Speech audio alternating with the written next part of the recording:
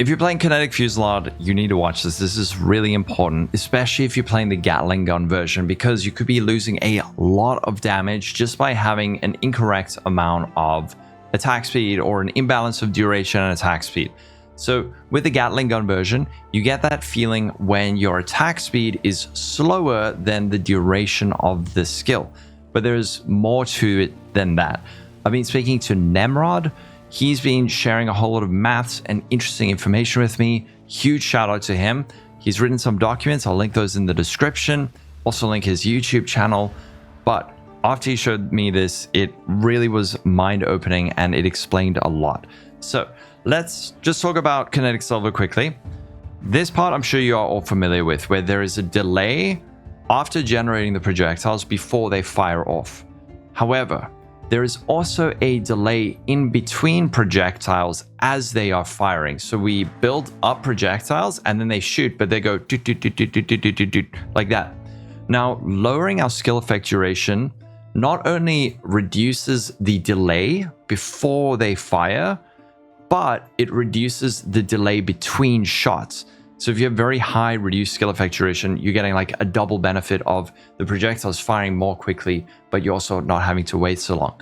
But there is a very important part with this, and that has to do with your attack speed. So let me just demonstrate something quickly.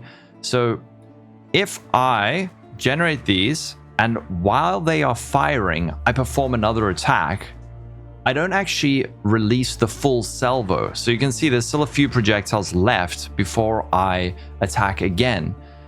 So the point here is that if your attack speed is too high, even if it is slower than the duration of this skill, you're going to be interrupting the salvo of projectiles before they've completed releasing.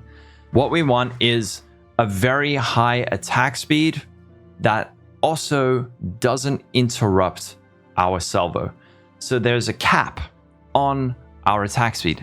So let's have a look at this spreadsheet that Nemrod has made.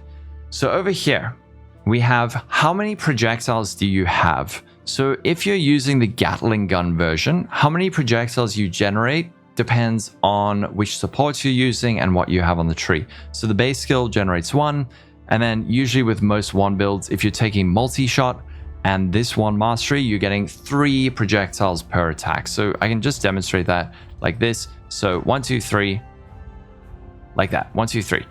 If you throw in GMP, you now have 7. If you throw in greater multiple projectiles, now we're up to 12. So first thing is how many projectiles you have. Next thing is, what is your duration modifier on PoB? So we need to have a look in PoB itself, and you're going to turn on any conditionals you have that affect your attack speed. So things like frenzy charges are a big one, onslaught is another big one. Turn those on for this. Then you want to head over to calcs and look at Kinetic Fusillade, up top type duration, and then go to skill specific stats. And over here, you want to look at your duration mod. So this is the duration modifier that is applied to your Kinetic Fusillade. And so we're going to put that in over here. So currently I'm generating 12. My duration modifier is 0.1.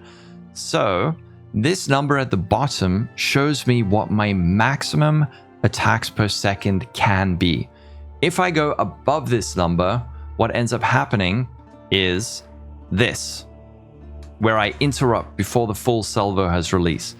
This is super hard to see when you're attacking, you know, like 90 times a second or releasing 90 projectiles a second. So by slowing it down with more duration, it's so much more obvious and you can really see the effects of it.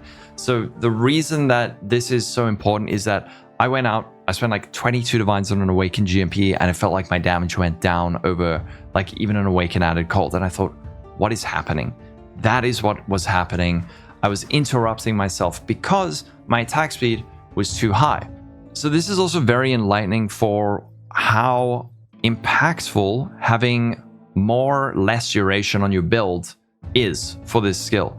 Because if you can stack a greater amount of reduced duration, that allows you to increase the amount of attacks per second you can perform without interrupting while doing this Gatling gun thing. So on a more budget version, So let's just say the version that doesn't use this, we instead take it like this and we anoint window of opportunity.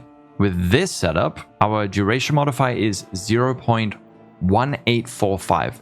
So 0.1845. You can see now my max attacks per second should be it should not go above 4.17, but it should be as close to this as possible. So that is actually more like on your tooltip, going to be showing close to like attack time of 0.23 or something like that. This is if you have 12 projectiles. However, most people, when they're playing this, they're going to have the base and then the 2 points from the tree and then something like a greater volley. So that'll be 7 projectiles, which would mean you can have an attack time of 5.16, which would be an attack time of like 0.19. You can also check this number in your POB. So very important thing to check is your attack time above this number? This is like your stopping point. Don't go over this number, otherwise you actually are lowering your damage because you're not releasing the full salvo. And especially those last few projectiles that are getting those more damage multipliers, that's where the big damage is. So don't go above that. Once you start stacking on a greater amount of reduced duration with stuff like this and a better rolled time clasp and 2120 less duration, that's when you can start saying like, okay, cool, my duration modifier is 0.1. With some projectiles, I can have like 9 APS, but if I go from greater volley, and this is what happened to me, I went from going from greater volley, where my max APS could be 9.52, and then I added in awakened greater multiple projectiles, that drastically lowered what my max APS was, and so I was actually interrupting those last few volleys. I hope this makes sense so far. It shouldn't feel too confusing after that explanation. And I guess the question is, so if I am sitting at like 0.1845 like that, how do I get my max APS up? First thing is to lower the amount of projectiles you have by removing, let's say, greater multiple projectiles, going back down to 7. That allows you to increase your APS cap. Another thing you can do is getting quality on your less duration support and things like that. But if you really need to lower your attack speed further, things like not having attack speed on your wand is big. And then other things like over here, Wand Slinger, taking out Wand Slinger because this is attack speed, attack speed, attack speed. Also not using Onslaught or not using Frenzy charges. Just find ways to lower your attack speed so that you're not crossing that threshold. But now another thing that's very important for damage is Sacred Wisps. So this skill gem, when I first started this skill, I tried it. It felt like it wasn't doing anything, so I took it out. Then later on, after I got the Gatling gun thing, I put it back in and I thought, wow, this is dealing so much damage. It's so crazy. And it definitely is adding damage, but it's not adding that much damage. It is effectively adding like an additional projectile's worth of damage. It's like 10% more damage. Whereas something like elemental damage with attacks, this is straight up better. And I did test the two and compared them. The thing with this skill is sometimes it deals so much damage that it's really hard to tell the difference between the two. But I did go back, tested it, and this certainly is dealing a lot more damage. So elemental damage with attacks, give it a try. If you don't have a blue socket, you could use something like increased crit multi, go back to using that, which is what I was using originally. But the other thing is volatility. So volatility, this is more damage in some instances. So what Nemrod said is the ideal perfect kinetic fusillade setup, as far as we know to this point, is to have a maximum of 8 projectiles with volatility and overcharged sinews, and then you want to have an APS of just under 9.09. That's when volatility is better than WED. However, when testing it, it also felt really good. I've been kind of like flipping between the two, and Nemrod reckons that what I just said, like there's like certain breakpoints where volatility is better, otherwise use WED. But I'm sure he's going to keep doing maths and stuff, and we'll like stumble upon the final verdict on what is best. And he does go into some of this in his documents. So a couple of other things. Firstly, Tornado. Tornado is really, really good for shotgunning bosses. So give this a try. The way Nemrod explained it, he said he's going to release a video explaining some of this stuff himself.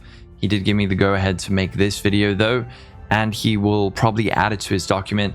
But just in terms of like, I put this in and the feeling of it was astounding compared to Hydrosphere. So try Tornado. You do have to play a more like close quarters, especially with single targets, but it does give you like a much higher single target.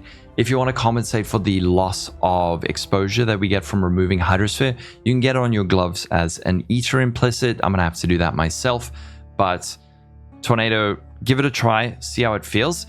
Then the other thing, since we are using a lot of reduced skill effect duration, Lightning Warp is a very good option, linked with less duration and faster casting. So that feels more like this. Then you don't have to worry about like all the bumps that you get with Shield Charge. Shield Charge is great, but it can be a pain in the butt, especially in some maps where there's just like things on the ground that you bump into. So with this, you can even just like hold down your Lightning Warp and your attack, and then you like fire as you shoot. Anyway, that's it for the video. Go check out Nemrod's stuff. I know it might seem really confusing, but once you start reading it, it makes a lot of sense. And then go to the calculator, make sure that you're not crossing that APS threshold where you're actually losing damage because you're losing projectiles in your salvo. So have a wonderful day, stay safe, check the links in the description, and thanks again to Nemrod. Take care.